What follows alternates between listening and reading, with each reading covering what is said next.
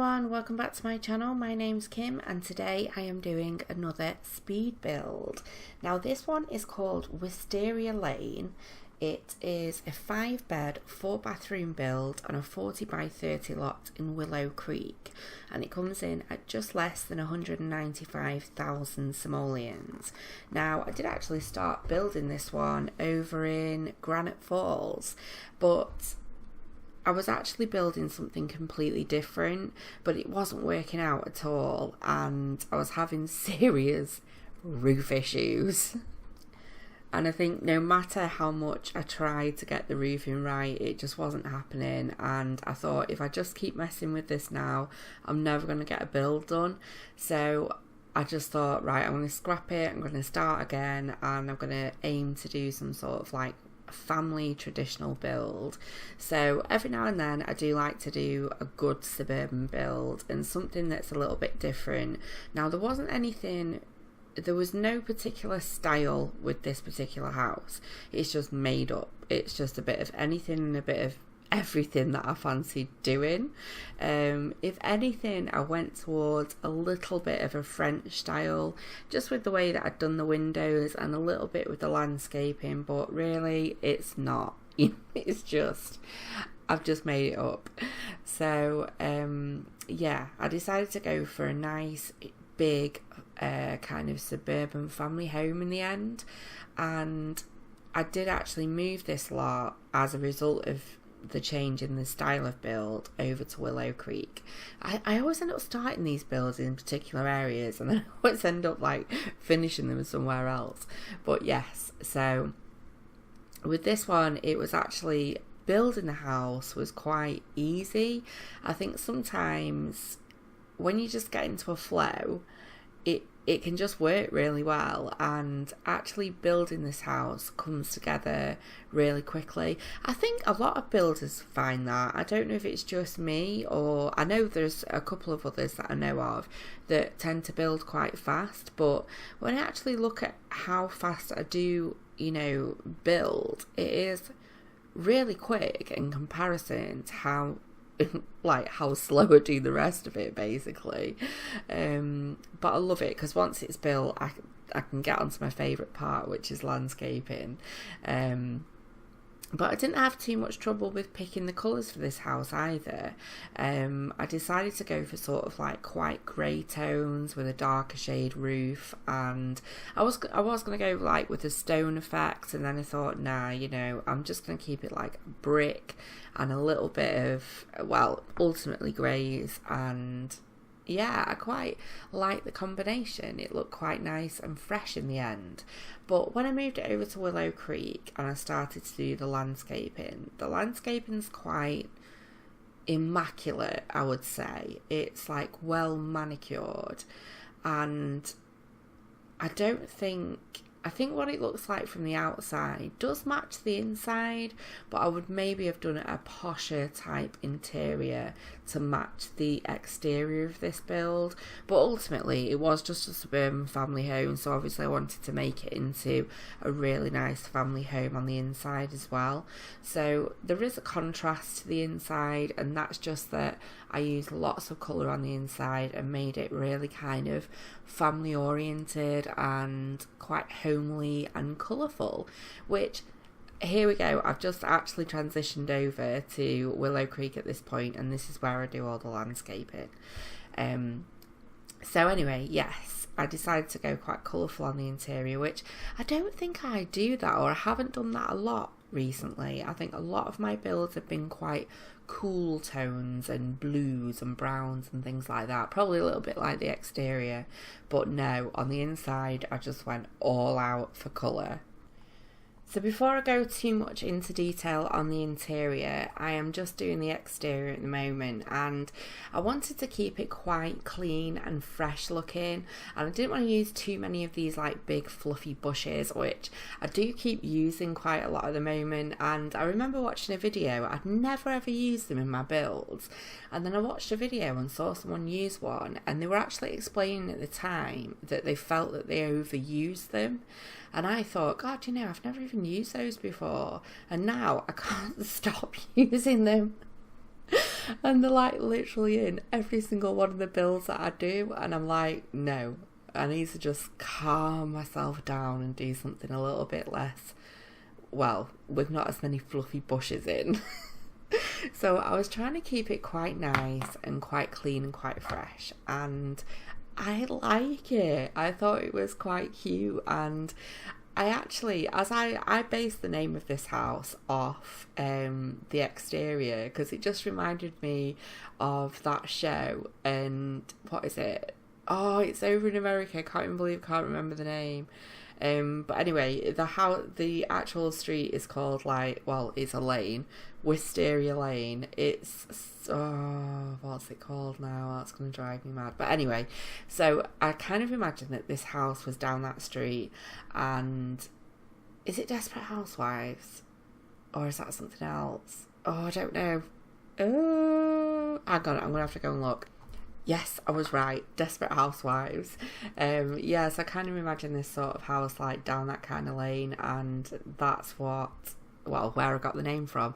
Now, I don't really put any effort into the names of my houses. Actually, just recently, I've just been naming builds like based on what they actually are. Like, I just made a beach shack and called it Beach Shack. But I was being quite adventurous, because I don't just want to keep calling each one of the houses that I make like suburban home number 1 or suburban home number 251. God, can you imagine getting that far in? Anyway, so yeah, that's where I got the name from for this build. Now again, around the back, I wanted it to look quite clean and crisp, almost as if this was a brand new build, and everything was just well placed, as if, you know, nothing looked too scruffy, everything was quite manicured, and yeah, it's quite neat.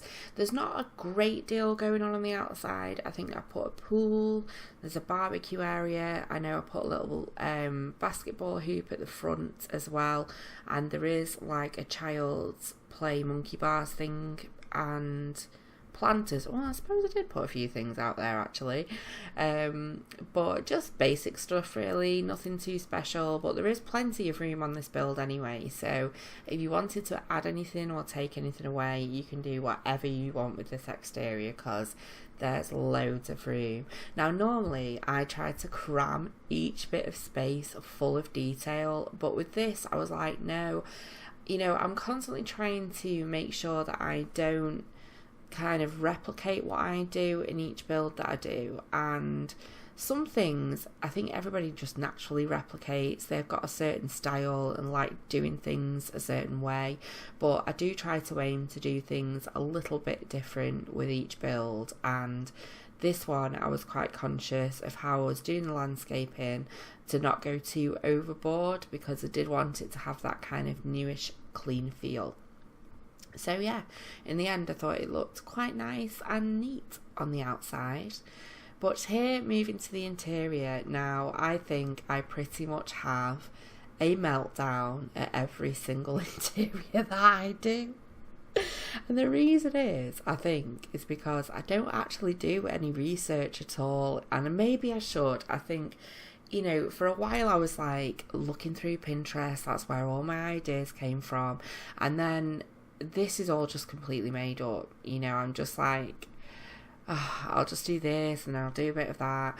And the kitchen actually wasn't too bad, but what happened was, because I'd gone for quite a clean exterior, it kind of threw me on the interior when I put in such bold colours like the red, because I thought, that doesn't really match the outside of this build. Like, what am I doing? Am I doing colours? Am I doing like cool colours? What am I doing? So I was like, oh, just keep going. And yeah, I just totally made this interior up, but as a result, it kind of didn't flow for me. It was hard work. This room, the dining room, and the room that's just off this kitchen, I thought, you know what, I'm just going to leave it all in. I think I do clip a little bit out, but you just see me bouncing between these three rooms, because the thing is I can't just do something half-hearted, and I think I've said this before a million times as well. I am a perfectionist. I think a lot of builders are, and what I tend to do is I will build something, I will go back and change it, and I will leave it. If I'm still not happy with it, I'll leave it and move on to the next room, just for the sakes of not wasting any time, and then I'll go back again. So that's exactly what I did in this build. I was bouncing all over the shop because I just wasn't happy with things that, you know, like the way that they looked, the colours that I used.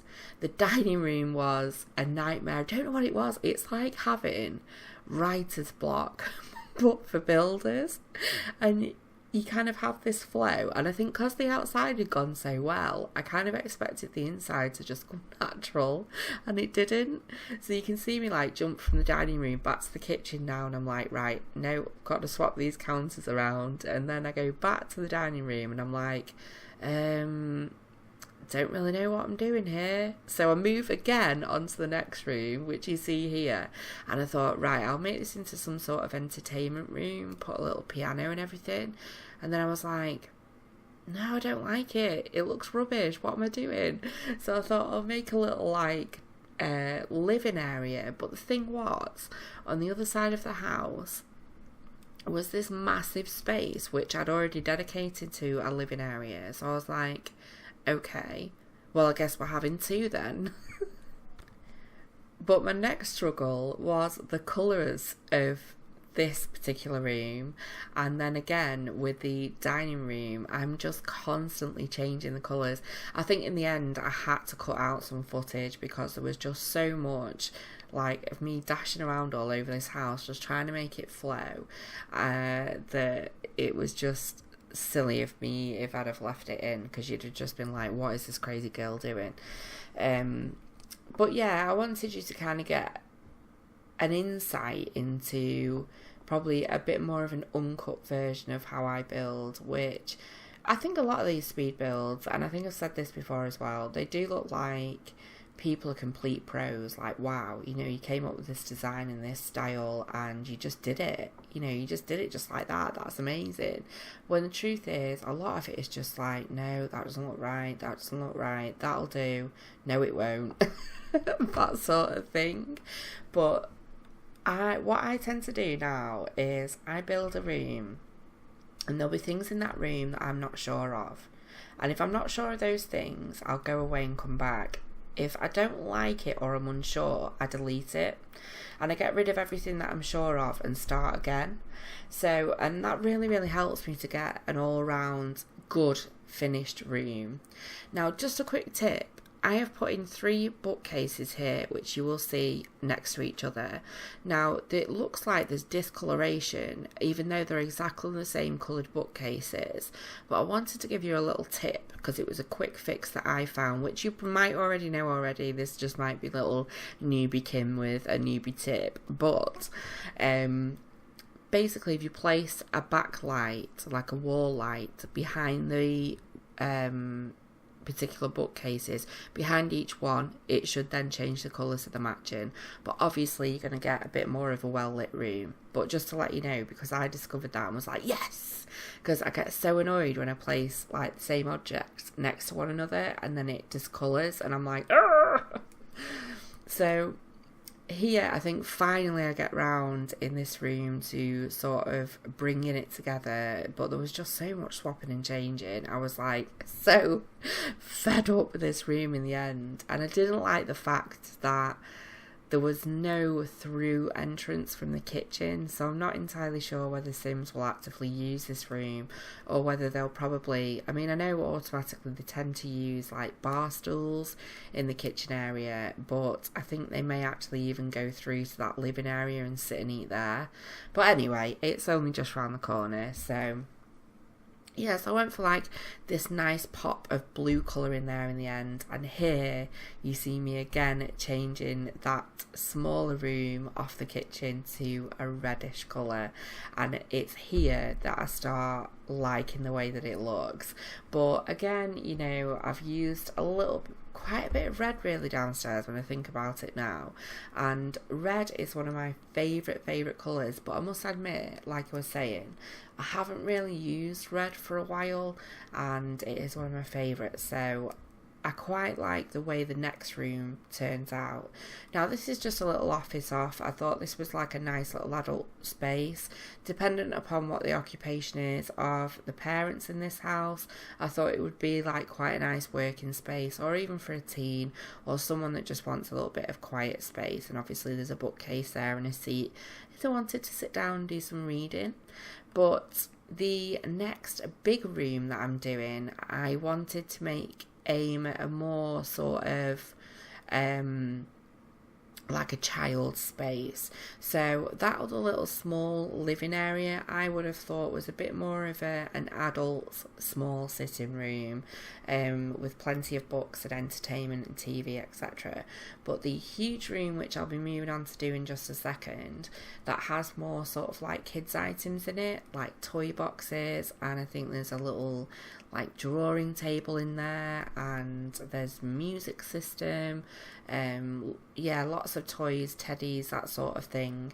So I thought, yeah, it kind of worked in the end, because I had like a nice big living area for like a big family room, and then a smaller area for adults, and overall, yeah, I quite like the way it turned out.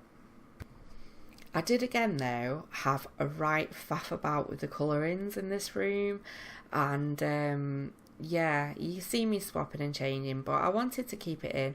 Ordinarily I would cut that kind of stuff out, but I wanted to keep it in, as I've said.